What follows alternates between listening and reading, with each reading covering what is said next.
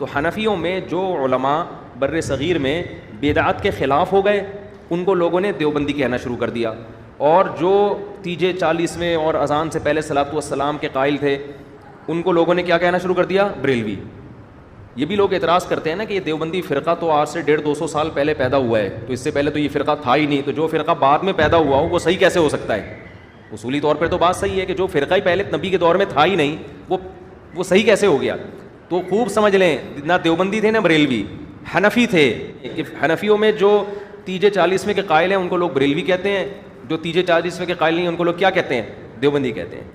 कव्वाली सुन्ना शरअन कैसा है? जायज़ नहीं है भाई। कुछ उलमा बरेलवी मसलक के इसको जायज़ कहते हैं। बस यही फ़र्क है देवबंदी बरेलवियों में। लोग फिर इसी की वजह से जो ये चीज़ें नहीं करते उनको देवबंदी कह देते हैं, जो ये चीज़ें करते हैं उनको लोग क्या कहते हैं? बरेलवी कहते हैं। मैसी टीवी ये देवबंदियों का एक चैनल है जिसके ऊपर एक देवबंदी आलिम मुफ्ती तारिक मसूद का एक बयान अपलोड हुआ है जिसका उन्वान है देवबंदी और बरेलवी में फ़र्क। मुफ्ती तारिक मसूद साहब देवबंदी और बरेलवी में फ़र्क बयान करते हुए उन्होंने जो बयान दिया है उस बयान के अंदर एक बहुत बड़ा मुगालता दिया है। बयान ये दिया है कि देवबंदी और बरेलवी के दरमियान फ़र्क ये है कि बरेलवी तीजा साता 40वां अजान से पहले दरूद, फातिहा, नज़र न्याज ये काम करते हैं, कवाली करते हैं, कवाली को दुरुस्त समझते हैं, और देवबंदी वो बिदआत का रद्द करते हैं और इसको नाजायज़ समझते हैं। तो जो बिदआत का रद्द करते हैं और इन कामों को नाजायज़ समझते हैं वो देवबंदी कहलाए, उनको देवबंदी कहा जाता है। और जो तीजा साता 40वां शशमाही बरसी वगैरह और कवाली करवाते हैं उनको बरेलवी कहा जाता है। तो तारिक मसूद साहब ने जो बरेलवियों और देवबंदियों के दरमियान बुनियादी फ़र्क जो बयान करने की कोशिश की है, ये एक बहुत बड़ा मुगालता है। क्यों? इसलिए कि जो शख्स तारीख के साथ हल्का सा भी ताल्लुक़ रखता है, तारीख के साथ हल्की सी भी जो है ना वो दिलचस्पी रखता है, वो जानता है कि देवबंदी और बरेलवी इनके दरमियान असल उसूली और बुनियादी इख्तलाफ ये नहीं है। इन मसाइल का इख्तलाफ अपनी जगह पे मौजूद है, लेकिन ये मसाइल बुनियादी और उसूली मसाइल नहीं है। उसूली देवबंदी और बरेलवी का जो इख्तलाफ है वो अकायद का और उलमाए देवबंद की जो इबारात हैं उन इबारात के ऊपर आले सुन्नत बरेलवी मकतब फ़िक्र के उलमा के जो मुआख़ज़ात और शरई फतवे हैं वो हैं। और इस बात का बाकायदा इजहार मकतब फ़िक्र देवबंद के बहुत बड़े मुनाजिर, जिनको इमामुल मुनाजिरीन देवबंदियों के यहाँ कहा जाता है, मोहम्मद मंजूर नौमानी, उन्होंने अपनी किताब फुतूहात नौमानिया के सफ़ा 300 पर किया है और लिखा है कि शायद बहुत से लोग नावाकफ़ी से ये समझते हैं कि मिलाद व क़याम, उर्स व कवाली, फातिहा, तीजा, 10वां, 20वां, 40वां बरसी वगैरह रसूम के जायज़ व नाजायज़ और बिदआत व गैर बिदआत होने के बारे में मुसलमानों के मुख्तलिफ़ तबक़ों में जो नज़रियाती इख्तलाफ है, यही दरअसल देवबंदी व बरेलवी इख्तलाफ है। मगर ये समझना सही नहीं है, क्योंकि मुसलमानों के दरमियान इन मसाइल में ये इख्तलाफ तो उस वक्त से है जबकि देवबंद का मदरसा कायम भी नहीं हुआ था और मौलवी अहमद रज़ा ख़ान साहिब पैदा भी नहीं हुए थे। इसलिए इन मसाइल के इख्तलाफ को देवबंदी बरेलवी इख्तलाफ नहीं कहा जा सकता। अलावा अज़ीम इन मसाइल की हैसियत किसी फ़रीक़ के नज़दीक भी ऐसी नहीं है कि इनके मानने ना मानने की वजह से किसी को काफिर या अहले सुन्नत से खारिज कहा जा सके। यही वजह है कि मौलवी अहमद रज़ा ख़ान साहिब और इनकी ख़ास ज़ुर्रियत के अलावा हिंदुस्तान के बहुत से उलमा और बहुत से इल्मी हलके ऐसे हैं जिनकी तहक़ीक़ और राय इन मसाइल में उलमाए देवबंद की तहक़ीक़ से मुख्तलिफ है, मगर इसके बावजूद इनमें से कोई भी दूसरे की तकफ़ीर या तफसीक नहीं करता। ये मंजूर नौमानी देवबंदी आलिम और देवबंदी मुनाजिर इस बात को तस्लीम कर रहे हैं कि ये जो कवाली, उर्स, फातिहा, नज़र न्याज और तीजा साता 40वां शशमाही बरसी ये बुनियादी और उसूली इख्तलाफात नहीं हैं, ये फ़ुरूई इख्तलाफात हैं। बुनियादी और उसूली इख्तलाफात क्या हैं? वो हैं उलमाए देवबंद के अकायद और उनकी किताबों के अंदर जो इबारात खिलाफ इस्लाम, कुफरिया और गुस्ताखाना इबारत उलमाए देवबंद ने अपनी किताबों में लिखी हैं, उनके ऊपर बुनियादी इख्तलाफ है। तारिक मसूद साहब इस बात को तस्लीम करते हैं कि शुरू से अहले सुन्नत हनफी चले आ रहे हैं और वही जो हनफी चले आ रहे थे उनकी आगे पार्टीशन हो गई कि एक देवबंदी हो गए जो कहते हैं बिदआत का रद्द करते थे और उन्होंने बिदआत का रद्द करना शुरू कर दिया, और जो तीजा साता चलीसवां करते रहे उनको बरेलवी कहा जाने लगा। अब सवाल ये पैदा होता है कि वो जो हनफी चले आ रहे थे उन हनफियों के साथ उसी अकीदे पर और उसी डगर पर उसी मनहज और उसी नज़रिए के ऊपर कौन कायम चला आ रहा है?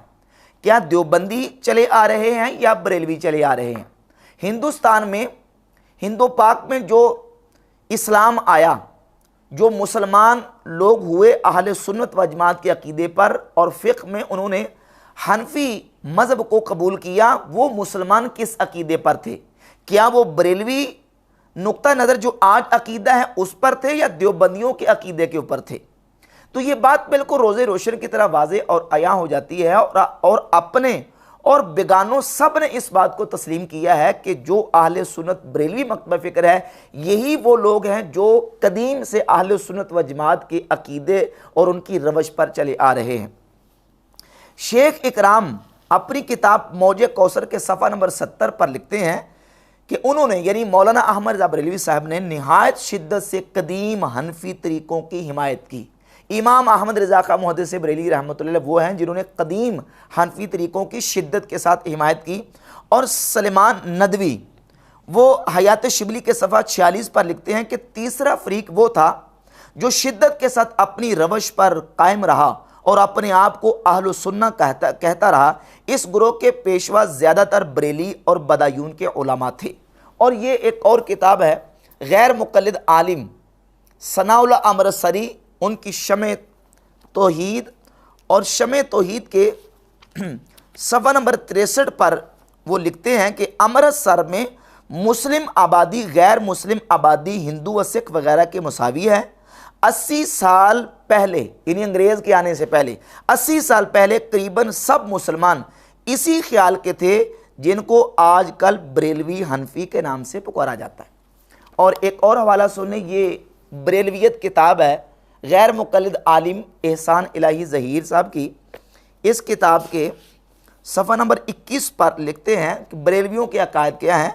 इस गुरोह के अकायद बाज़ दूसरे इस्लामी मुल्कों में तसव्वुफ़ के नाम पर राइज हैं, यानी अहले सुन्नत व जमात बरेलवी जो हैं इनके अकायद बाज़ दूसरे इस्लामी मुल्कों में तसव्वुफ़ के नाम पर राइज हैं, जिनको सूफिया कहते हैं। अहले सुन्ना वल जमा जो सूफिया नज़रिया और अकीदा रखने वाले हैं। और हिंदू पाक में आप देख लें जो बड़े बड़े सूफिया किबार औलिया अल्लाह उनके सैकड़ों सालों से मज़ारात, उनकी दरगाहें, उनकी खानकाहें जो आबाद हैं, ये अहमद रज़ा बरेलवी रहमतुल्लाह ने आके इनको शुरू नहीं किया।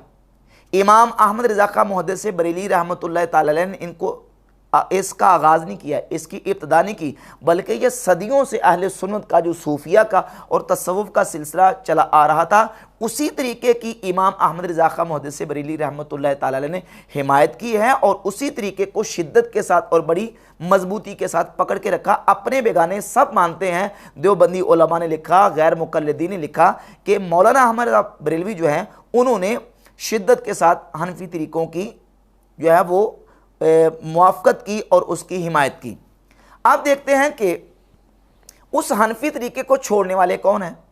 उन सूफिया के मनहजों को और सूफिया के अकायद व नज़रियात को शिरक और बिदअत कहने वाले कौन हैं? और हिंदुस्तान में कम अज़ कम इसकी इब्तिदा किस शख्स ने की है? तो वो हमारे सामने तारीख़ में नाम आता है मौलवी इस्माइल देहलवी का। मौलवी इस्माइल देहलवी ये शाह वलीउल्लाह मुहद्दिस दिल्ली रहमतुल्लाह का पोता था और उसने ये किताब लिखी तक़वियतुल ईमान। इस किताब तक़वियतुल ईमान में इस्माइल देहलवी ने रसूलुल्लाह सल्लल्लाहु अलैहि वसल्लम की शान अक़दस में तौहीन की, गुस्ताखी की और नाऊज़ बिल्लाह ताला यहाँ तक लिखा कि हुजूर नाऊज़ बिल्लाह मर के मिट्टी में मिल गए। नबी करीम अलैहिस्सलाम की तरफ झूठी बात मंसूब की कि हुजूर ने फरमाया कि मैं भी एक दिन मरकर मिट्टी में मिलने वाला हूँ, नाऊज़ बिल्लाह ताला। और इसी किताब तक़वियतुल ईमान में लिखा कि नबी बड़े भाई, हम छोटे भाई, नबी की तज़ीम बड़े भाई किसी कीजिए, बाकी मालिक सबका अल्लाह, बंदगी उसकी कीजिए। और फिर इसी किताब तक़वियतुल ईमान में इस्माइल देहलवी ने लिखा नऊज़ बिल्लाह ताला कि हर मखलूक छोटी हो या बड़ी वो अल्लाह की शान के अगरचे मार से भी ज़्यादा ज़लील है। और इसी किताब तक़वियतुल ईमान में इस्माइल देहलवी ने लिखा नऊज़ बिल्लाह ताला कि नबी का मकाम उम्मत के अंदर ऐसे जैसे गांव के अंदर चौधरी का मकाम होता है। तो ये इबारात इस्माइल देहलवी ने अपनी किताब तक़वियतुल ईमान में लिखी। ये किताब जब लिखी गई, इस किताब के लिखे जाने के बाद पूरे हिंदुस्तान में हलचल मच गई। ये अबुल कलाम आज़ाद की कहानी, खुद आज़ाद की ज़बानी, इसके सफ़ा नंबर 36 पर यह बात मौजूद है कि मौलाना मोहम्मद इस्माइल शहीद मौलाना मुनव्वरुद्दीन के हमदर्स थे। शाह अब्दुल अजीज़ के इंतकाल के बाद जब उन्होंने तक़वियतुल ईमान और जलाउल ऐनैन लिखी और इनके इस मसलक का मुल्क में चर्चा हुआ तो तमाम उलमा में हलचल पड़ गई। इस किताब तक़वियतुल ईमान के लिखे जाने के बाद तमाम उलमा में हिंदुस्तान भर में हलचल मच गई। और ये तक़वियतुल ईमान का मुसन्निफ़ इस्माइल देहलवी है, जिसने अपने आबा व अजदाद के मसलक और अक़ीदे से और हनफियत से इन्हिराफ किया। इसका एक हवाला ये देवबंदी हकीमुल उम्मत अशरफ अली थानवी की किताब है इमदादुल मुश्ताक। इमदादुल मुश्ताक के सफ़र नंबर 82 पर थानवी साहब लिखते हैं कि फरमाया कि मौलवी इस्माइल शहीद मुवहिद थे, चूँकि मुहक्किक थे, चंद मसाइल में इख्तलाफ किया और मसलक के पीरान खुद मिसल शेख वलीउल्लाह वगैरह पर इनकार फरमाया। यानी अपने दादा शाह वलीउल्लाह मुहद्दिस देहली रहमतुल्लाह के मसलक और उनके अकीदे को सबसे पहले छोड़ा है तो इस्माइल देहलवी ने, और इस्माइल देहलवी ने यह किताब लिखी है तक़वियतुल ईमान।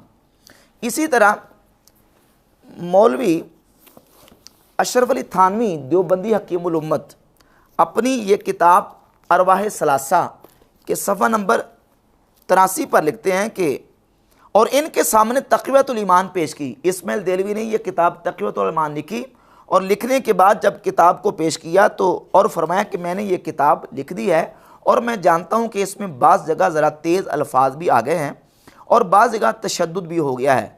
मसलन उन उमूर को जो शिरक ख़फ़ी थे शिरक जली लिख दिया गया है। इन वजूह से मुझे अंदेशा है कि इसकी इशाअत से शोरश होगी।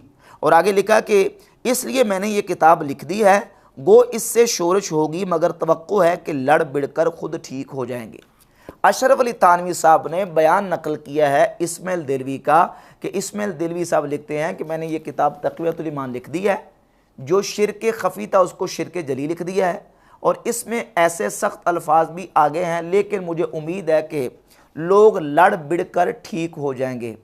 लेकिन ये आप देख लें कि कई साल गुजर गए हैं, वो लड़ बिड़ के ठीक होने वाली बात नहीं आई और आज तक वो लड़ाई और जो आग इस्माइल देहलवी ने लगाई थी वो आग आज तक नहीं बुझ सकी। तो असल में जो बेसिक बुनियादी इख्तलाफ है वो इस्माइल देहलवी से शुरू होता है, जब इस्माइल देहलवी ने किताब तक़वियतुल ईमान लिखी और सिरात मुस्तकीम लिखी। अब मौरद इल्ज़ाम इमाम अहमद रज़ा खां मुहद्दिस बरेली रहमतुल्लाह को ठहराया जाता है, जबकि इमाम अहले सुन्नत शाह इमाम अहमद रज़ा खां मुहद्दिस बरेली रहमतुल्लाह ने तो डट के हनफी तरीक़ों की हिमायत की है और जो सूफिया और अहले सुन्नत व जमात का मज़हब और मसलक था उसी को थाम के रखा है।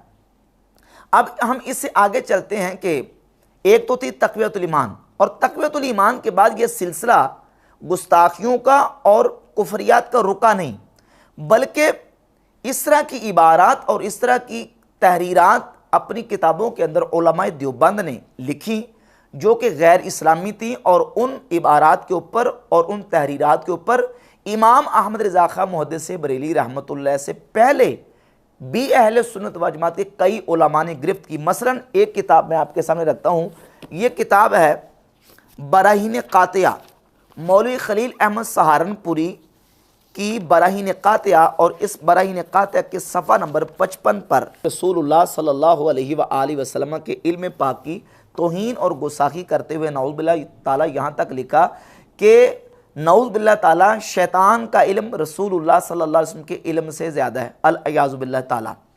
तो इस पर इमाम अहमद रज़ा बरेलवी रहमतुल्लाह अलैह ने गिरफ्त की और इमाम अहमद रज़ा बरेलवी रहमतुल्लाह के फतवा देने से पहले मौलाना ग़ुलाम दस्तगीर कसूरी रहमतुल्लाह अलैह, जो कि बहुत बड़े अहले सुन्नत के आलिम मुनाजिर और ये वो हमारे अहले सुन्नत व जमात के आलिम हैं जिन्होंने सबसे पहले मिर्ज़ा ग़ुलाम कादियानी के ख़िलाफ़ रज्म शयातीन किताब लिखी।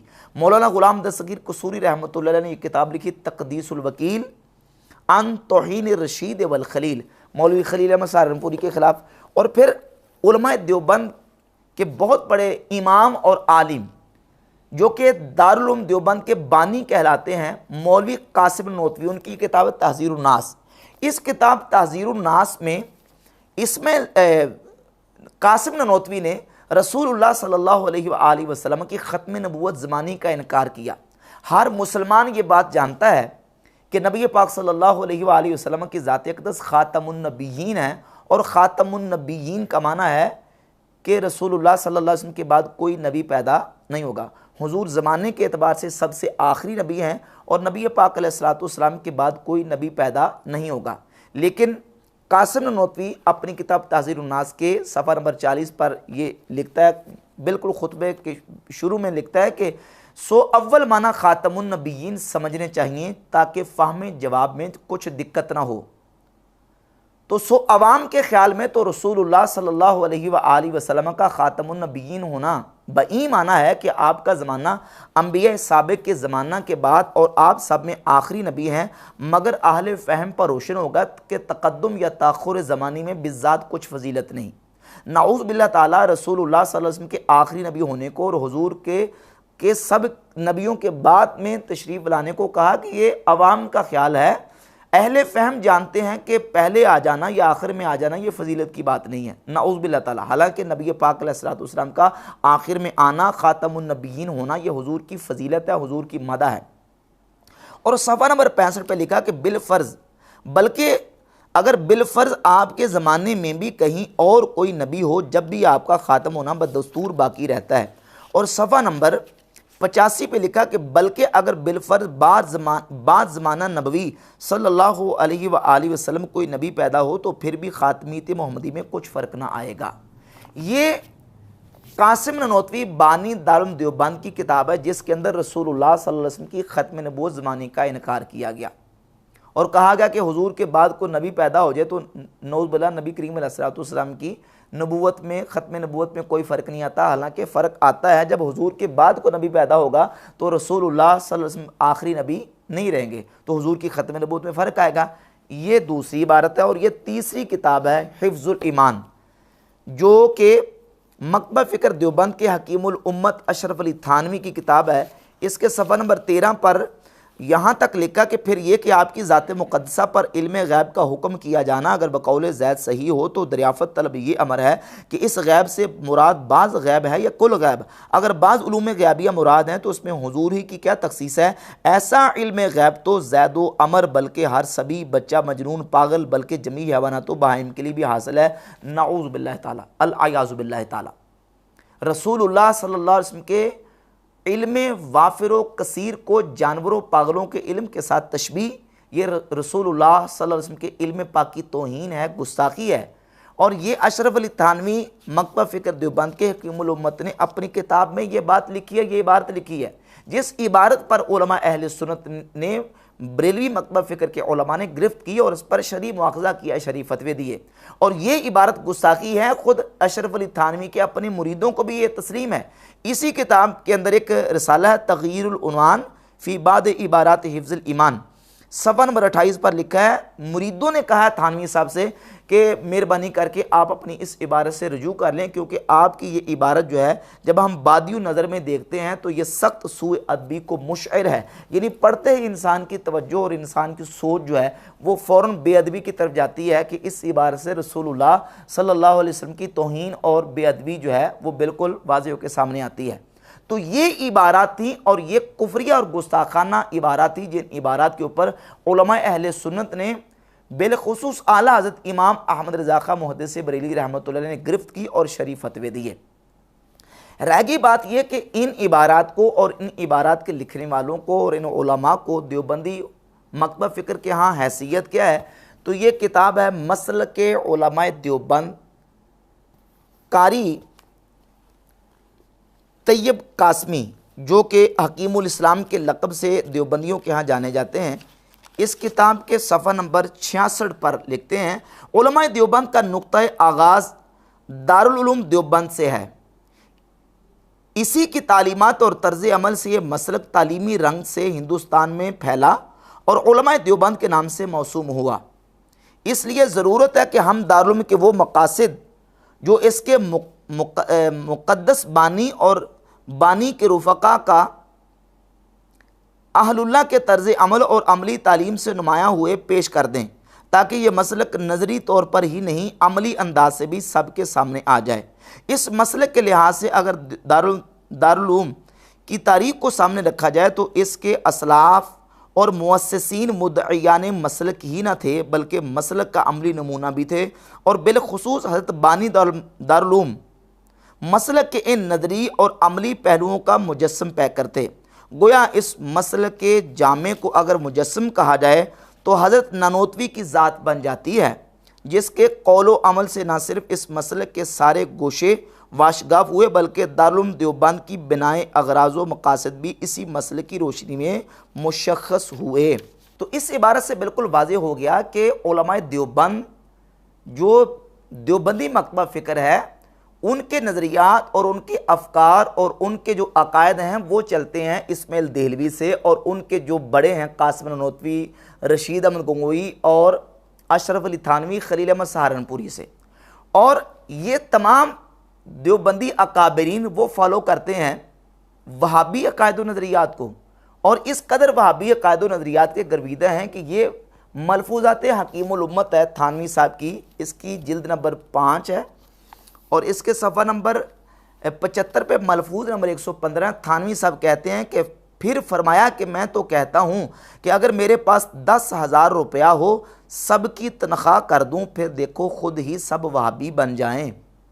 तो वो तो इस कदर वहाबियों के गर्विदा थे, वहाबियों के साथ उनकी ऐसी मोहब्बत ही थी कि वो कहते थे कि हमारे पास पैसे हों, 10,000 रुपया हो तो हम तो लोगों को वहाबी बना दें। और ये उलमाए देवबंद के अकायद की किताब अल मुहन्नद अल मुफन्नद, इसके सफ़ा नंबर 38 पे वहाबियत की तारीफ़ लिखी है कि वहाबी किसे कहते हैं। तो लिखते हैं कि अगर कोई हिंदी शख्स किसी को वहाबी कहता है तो ये मतलब नहीं कि इसका अकीदा फासिद है, बल्कि ये मकसूद होता है कि वो सुन्नी हनफी है, सुन्नत पर अमल करता है, बिदअत से बचता है। ये वहाबियों की शान बयान हो रही है देवबंदी उलमा के नज़दीक, और ये फतावा रशीदिया है मकतबा फ़िक्र देवबंद के कुतुबुल अक़ताब रशीद अहमद गंगोई का। इसके सफ़ा नंबर 110 पे सवाल हुआ कि वहाबी मज़हब ये कौन सा फ़िरका है, तो जवाब कहते हैं कि इस वक्त और इन अतराफ़ में वहाबी मुत्तबे सुन्नत और दीनदार को कहते हैं, बाकी बंदा आपको दुआगो है।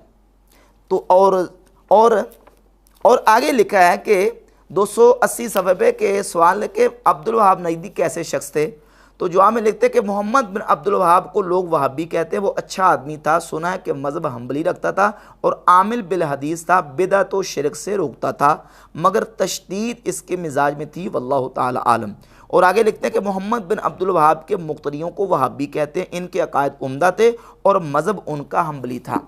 तो ये वहाबियों की तारीफ़ें करते हैं और वहाबियों के साथ इनके आपस में ताल्लुकात हैं, और वहाबी फ़िक्र ही को ये फॉलो करते हैं जो कि मोहम्मद बिन अब्दुल वहाब नजदी ने चलाई थी, और उसके बाद उसको प्रमोट किया है हिंदुस्तान के अंदर मौलवी इस्माइल देहलवी ने इस किताब तक़वियतुल ईमान की सूरत में।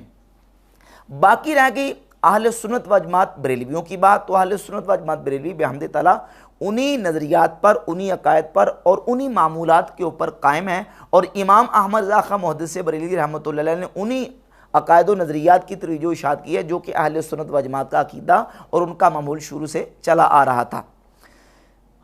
यहाँ तक बात है मामूलात की, तो हमारे जितने मामूलात हैं वो बुज़ुर्गान दीन के मज़ारात हों, उनकी खानकाहें हों, और तीजा साता 40वां शशमाही बरसी का मामूल हो, मिलाद का मामूल हो, फातिहा और नज़र व न्याज का मामूल हो, ये हमारे बेहमद ताला मामूलात वो हैं जो उन शख्सियात से चले आ रहे हैं जो देवबंदियों के यहाँ भी मुसलमान शख्सियात हैं। मसलन मिसाल के तौर पे ये फतावा अजीज़ी है शाह अब्दुल अजीज़ साहब मुहद्दिस देहली रहमतुल्लाह का, जो कि इस्माइल देहलवी के चाचा जान हैं। ये अपने फतावा के सफ़ा 189 पे लिखते हैं कि जिस खाने का सवाब हज़रत इमामैन रदी अल्लाह ताला अन्हुमा को पहुँचाया जाए और उस पर फातिहा व कुल व दुरूद पढ़ा जाए, वो खाना तबर्रुक हो जाता है, उसका खाना बहुत खूब है। फातिहा दुरूद वाले खाने को कहते हैं कि वो बरकत वाला हो जाता है और उसका खाना जो है वो बड़ा मुतबर्रक है। और ये तोहफ़ा इस्ना शरिया शाह अब्दुल अजीज़ साहब मुहद्दिस दिल्ली रहमतुल्लाह अलैह शाह वलीउल्लाह के बेटे और इस्माइल दिलवी के चाचा जान सफ़ा 214 पे लिखते हैं तोहफ़ा इस्ना शरिया के कि हज़रत अमीर व ज़ुर्रियत ताहिरा पूरा तमाम उम्मत बर मिसाल पीरा व मुर्शिदा मी पुरस्तन, यानी मौला अली और उनकी तमाम औलाद को सारी उम्मत पीरों की तरह मानते हैं। उमूर तकवीनिया राबईशा वबस्ता मीदान, और उमूर तकवीनिया उन से वबस्ता जानते हैं। व फातिहा व दुरूद व सदक़ात व नज़र मन्नत बनामे ईशा राइज व मामूल गर्दीदा, और अहले सुन्नत और उम्मत का ये मामूल है कि वो नज़र न्याज और फातिहा और सदक़ात बतौर इसाले सवाब उनके नाम पर ये राइज और मामूल है उम्मत के अंदर। चुनाचे बजमी औलिया अल्लाह हमी मामला सिर्फ अहले बैत के साथ नहीं बल्कि तमाम औलिया अल्लाह के साथ अहले सुन्नत व जमात और पूरी उम्मत इसी तरीके से जो मामला करते हैं। और ये तफसीरात अहमदिया है। बादशाह औरंगज़ेब आलमगीर रहमतुल्लाह के उस्ताद मुल्ला जीवन रहमतुल्लाह की इसके सफ़ा नंबर 45 पर वो लिखते हैं कि वमिन हा हुना उलिमा, यहाँ से ये बात मालूम हो गई अन्नल बकरतल मंजूरत लिल औलिया, वो गाय जो औलिया अल्लाह के नाम पर इसाले सवाब के लिए नज़र की जाती है। कमा हुआ रस्म फ़ी ज़माना, जैसे कि हमारे ज़माने में ये तरीका चला आ रहा है। हलालुन तय्यबुन, कहते हैं वो हलाल है, पाकीज़ा है। लिअन्नहु लम युज़कर इस्मु गैरिल्लाहि अलैहा वक्त ज़बह, क्योंकि बवक्त ज़बह उस पर गैरुल्लाह का नाम नहीं लिया गया बल्कि उसको अल्लाह के नाम पर ज़बह किया गया। व इन कानू यंजुरूनहा, अगरचे उसको अल्लाह के वलियों की नज़र किया गया है इस माना में कि उनको इसाले सवाब किया है, यानी नज़र उर्फ़ी ना कि नज़र शरई।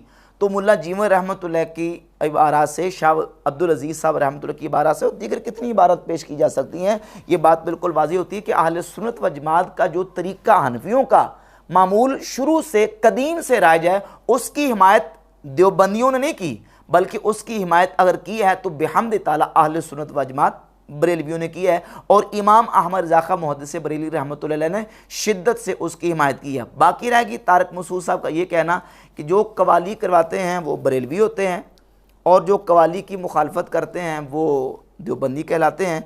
तो उनके लिए मैं एक फ़तवा इमाम अहमद रज़ा मुहद्दिस बरेली रहमतुल्लाह के फतावा रज़विया की जिल्द 24 से पेश कर देता हूँ। इमाम अहले सुन्नत रहमतुल्लाह सफ़ा 113 24वीं जिल्द फतावा रज़विया की इस पर लिखते हैं, ऐसी कवाली यानी मज़ामीर और जिसमें जो ना वो मूसीकी और आलात मूसीकी का इस्तेमाल हो और गैर शरई उसमें चीज़ें, फरमाते ऐसी कवाली हराम है, हाजिरीन सब गुनाहगार हैं और इन सब का गुनाह ऐसा करने वालों और कव्वालों पर है, और कव्वालों का भी गुनाह उस उर्स करने वाले पर बग़ैर इसके कि उर्स करने वाले के माथे कव्वालों का गुनाह जाने से कव्वालों पर से गुनाह की कुछ कमी आए। इमाम अहमद रज़ा मुहद्दिस बरेली रहमतुल्लाह वो तो शिद्दत के साथ जो मज़ामीर और दफ़ और मूसीकी और आलाते मौसीकी और मज़ामीर के साथ जो कवाली गाई जाती है उसकी शिद्दत के साथ मुखालफत करते हैं। और तारिक मसूद साहब कह रहे हैं कि जो कवाली की हिमायत करते हैं और कवाली करने को जायज़ समझते हैं वो बरेलवी कहलाते हैं, और जो कवाली को नाजायज़ समझते हैं वो देवबंदी कहलाते हैं, उनको देवबंदी कहा जाता है। अब तारिक मसूद साहब के बयान के अंदर कितनी की सदाकत और कितनी की सच्चाई है ये आप खुद इसका अंदाज़ा कर सकते हैं।